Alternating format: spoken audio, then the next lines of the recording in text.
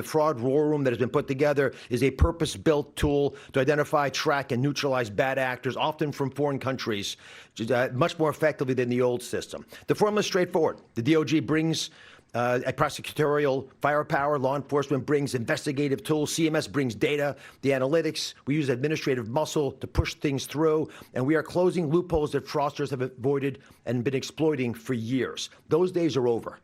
Fraudsters, your time is up. I also want to commend the leadership of our Commander-in-Chief, President Trump, for putting together the Fraud Task Force, every day working together, bringing agencies and prosecutors together to execute precision-defined investigations, to hunt people down, to prosecute them, and to put people behind bars.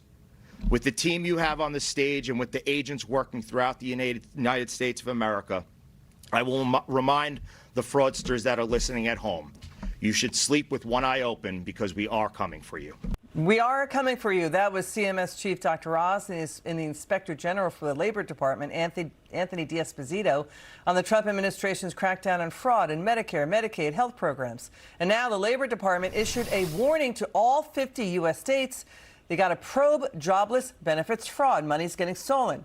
The Labor Department reports the most frauds occur in blue states, California, Illinois, Massachusetts, New Jersey, New York, and swing state Pennsylvania. Joining us now, Acting U.S. Labor Secretary Keith Sonderling. Secretary, it's good to see you. Thanks for joining us. What more can you tell us about this? What have you found?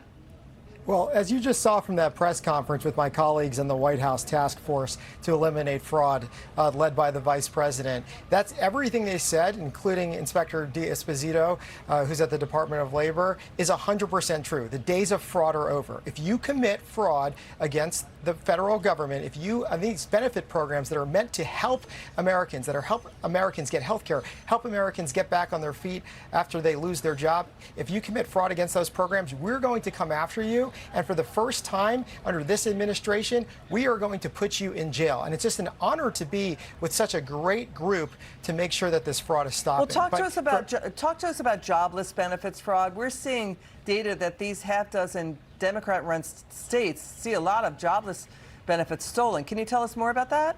Yeah, we saw it during the pandemic when $135 billion of your taxpayer dollars that was supposed to go to helping people get back in the workforce was stolen. And we still see that happening today. And as you mentioned, a lot of the Democrat states are still paying out improper payments. New York is paying out $2 million of your taxpayer dollars every single day to improper payments. So the Department of Labor, we're putting an end to that under President Trump's leadership. How are you doing that? How are you doing that? Let me ask you, are the Democrat states giving you information about who is getting these jobless benefits and why they don't deserve them?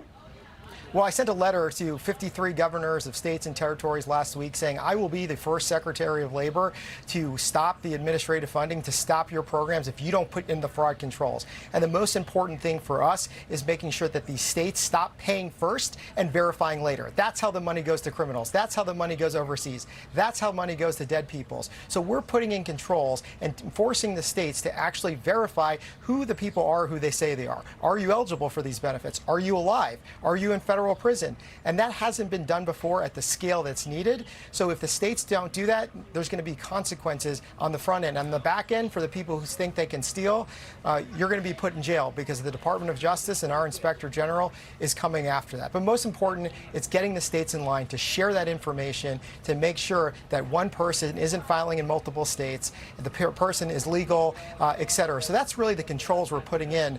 But under President Trump's leadership in this task force, for the first time, there's going to be consequences to the states who don't give us that information and don't implement those controls. Like what? Quickly, what are the consequences?